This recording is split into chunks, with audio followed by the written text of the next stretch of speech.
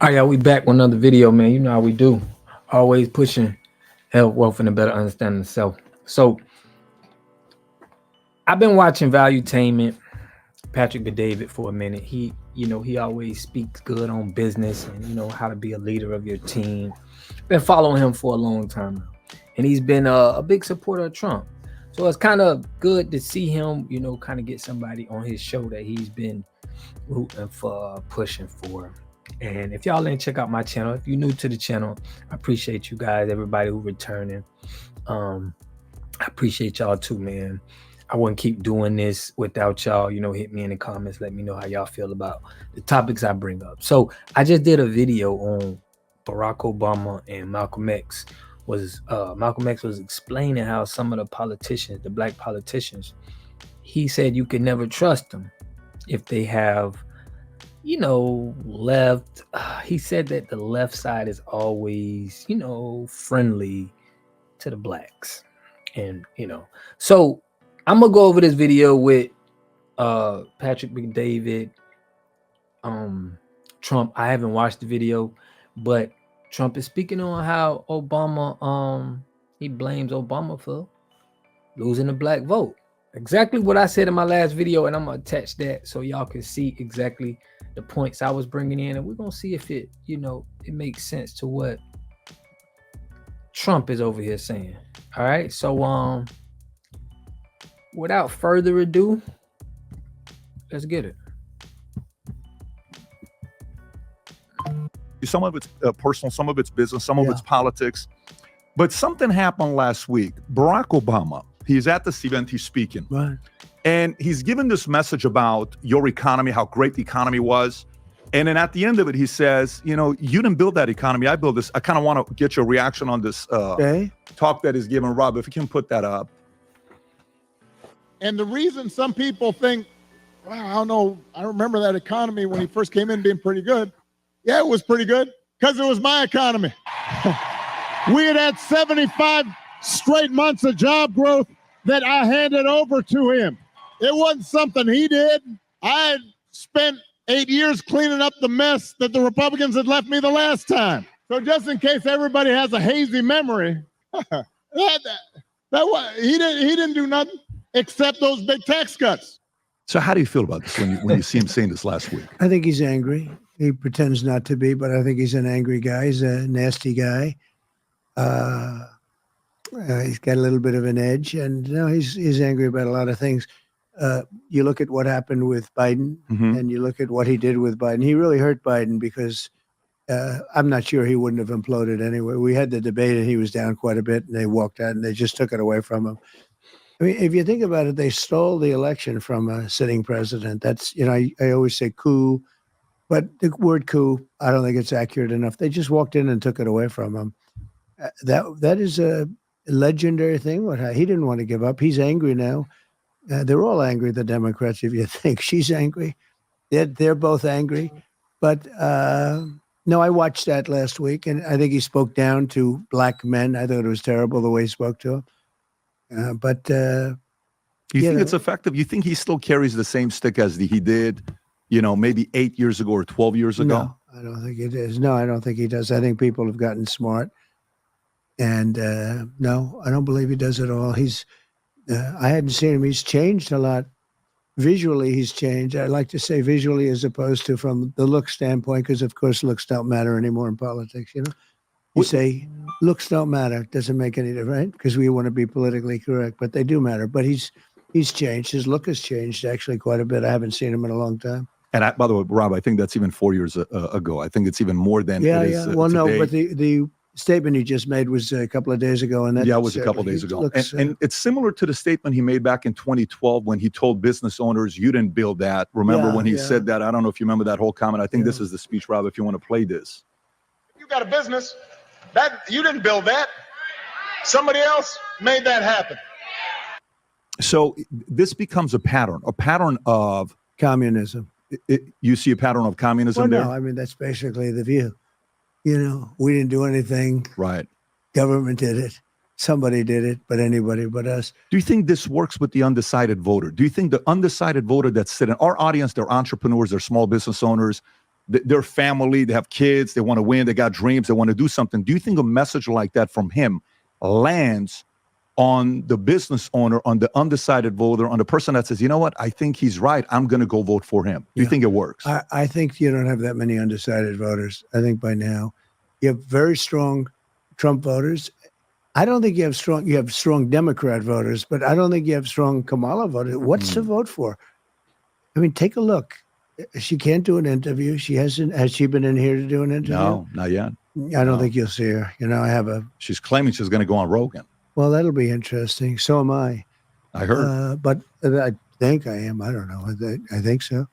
But it'll be interesting. It'll be interesting to see what happens today with Brett Baier. You know, Brett's two people. He can be very nice, or he can be himself. He was tough on you. If he's tough on her the way he was tough on you, he was very tough on you. He was always nasty to me. And right. I don't think he'll be tough on her. I don't think he'll be. Fox is a very disappointing thing. During the day, Fox is just terrible. And but I want to show something with this. When you look at this whole Barack Obama thing, I think the one thing they don't show, you were talking yesterday, I think it was the Bloomberg event, which, by the way, I loved. I love the way you handled the whole terrorist conversation. That was a great event. I got hoodwinked to go on that. You know, I was supposed to make a speech in front of the Chicago Economic Club, which is a big deal, you know, which is a very prestigious place, beautiful. Everything was beautiful. And all of a sudden, I understand I'm being interviewed by this gentleman. And he's got a reputation for being about, I'd love to see him do Kamala. He should do Kamala. That would be beautiful. But he's a tough cookie, and he's the chairman of Bloomberg. He's a big guy. So all of a sudden, I'm being interviewed, and I wasn't happy about it because I found out that he is, you know, his reputation precedes him. And but I decided to do it. You know, you have a choice: walk out and don't do it and have a scandal, or go in and do it and hopefully win, or you go in and do it and you get killed, which is probably the worst. But it was a great interview, actually. And he was nasty, but he wasn't overly nasty to me. I mean, other people thought he was. I thought nastier was David Muir when he kept interrupting me during the debate and saying false things. Like when I said crime is way up, and he said, no, crime is down. I said, you're wrong about that. Crime is up. And then 2 days later, it came out that crime is up. Right. I mean, to me, that was much nastier than this gentleman. But it was really a study of business. It was a detailed study of business. You're talking about with the Bloomberg one? With the Bloomberg, right. And people loved it. I agree. The tariff one. And the one thing I wanted to show is the following. So you know how you talked about Jerome Powell, what an easy job. You come once a month and he said, we're going to increase the rates. Greatest job there is. I think this is the one thing they don't talk about. So Barack Obama got elected November 4th. Okay, quantitative easing started November 26th. Right. And it stayed for 8 years until you got elected. Right. So if you look at that low, pretty much 0% interest rate, right, and then you get elected, right? If you go to January 2016, Rob, for the audience to see that, and then from there, one by one, rates are going up, and then Biden comes in, goes back down to zero to try to save the economy, and then the rest is obviously history. Right. But do you think the average person knows, like, the impact of going to 0%? How much does that positively help the impact when Fed lowers the rates to 0.5 point? Yeah, it has a huge impact. The power of the Fed is, I think, pretty strong. Some people disagree with it. They think it's overridden by the interest rate climate. But I think the power of the Fed is very strong. It's an interesting graph, actually. Yeah, this just shows that the rates didn't help you. When he says it was. Well, they didn't use them to help me. Right. And Powell, I gave him a hard time because he was raising them. And I was never a big fan of his. He was late and he was early. He was too early and too late, But I had the greatest economy in history. We had the greatest economy in the history of our country. Despite that, this is another thing I can say. Despite the fact that they weren't very high, but they were, reasonably high, and despite the rates not being at zero, I had a pretty good. We had a great run. Trump just spoke. I think it was calculated what he did. He definitely, I think they know the temperature of the black men on how we feel, that we don't trust, people that's in the political field, like Malcolm X said, and they're not elected by the black people that's laying on the ground. feet on the ground. If they're not elected or selected by them, a lot of people are not going to, they're not going to believe that these people really stand for the best interests of black people. Sorry, it's not going to happen. I mean, trying to use black people to just put in front of their face, you're going to have to get some real ones, in my opinion. You're going to have to get someone that really, make an impact with the people. And I don't think we had that yet. So Democratic Party is losing a lot of black people. Look, I'm an example of one. I voted for the Democratic Party my whole life. 18, it was just like, just vote for them. But then, Kamala Harris and her crew made me a convicted felon for marijuana. So I had to get my rights back to even vote. So I talked to my brother-in-law and I told him about Kamala Harris is losing the votes. And he said, yeah, man, she shouldn't have, she arrested all of us and made us all convicted felons. And now you want us to support you? Nah, I don't look like that, man. But let me know what y'all think in the comment section, man. How do you feel about what Trump said? I'll catch y'all in the next video. Peace and love. Here we got Mr. Pollock. He had a cornfield.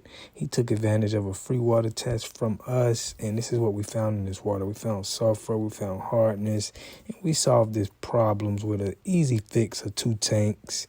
So get your free water test today. Stay blessed. Click the link below.